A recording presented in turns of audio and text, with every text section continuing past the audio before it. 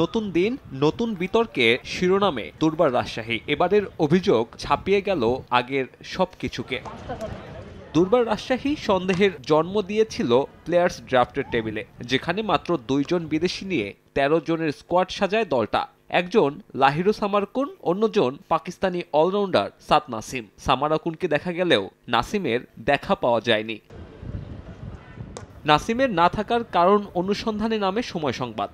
বেরিয়ে আসে থলের বেড়াল। ড্রাফট থেকে দলে ফেরালেও বিমান ভাড়ার টাকা পাঠায়নি দুর্বার রাজশাহী। এ নিয়ে বিসিবি আর রাজশাহীর টিম ম্যানেজার মেহরাব হোসেন অপি দুপক্ষেরই দ্বারস্থ হয়েছিল নাসিমের এজেন্ট, তবে সমাধান মেলেনি। BCB hasn't taken any action. I have complained it to Saiful, like this player in the Darbar Rajshahi, Saad Naseem, who was drafted. They hasn't booked his ticket. I was chasing manager OP, and he hasn't booked the ticket. Available. We submitted the NOC. I spoke to Saiful. Saiful just asked me for the name, and he hasn't took any action.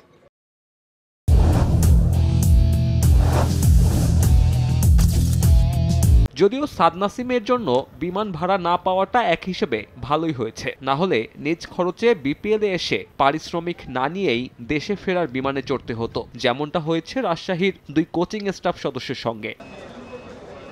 পাওনা টাকা না পেয়ে দলটার সহকারী coach Iftikhar আর computer analyst Faisal বাধ্য হয়ে দেশে ফিরে গেছেন। যদিও দেশ ছাড়ার আগে দ্বারস্থ হয়েছিলেন বিসিবির, তবে অদৃশ্য কারণে এবারও কোনো ধরনের পদক্ষেপ নেয়নি ক্রিকেট বোর্ড।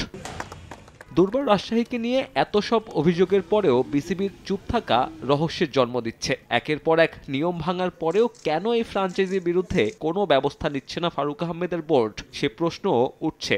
রাজশাহী প্লে অফে উঠলে প্রশ্নের ডালপালা বাড়বে। দেখার বিষয় ক্রিকেট বোর্ড আর কতদিন নিজেদের মুখ বন্ধ রাখতে পারে।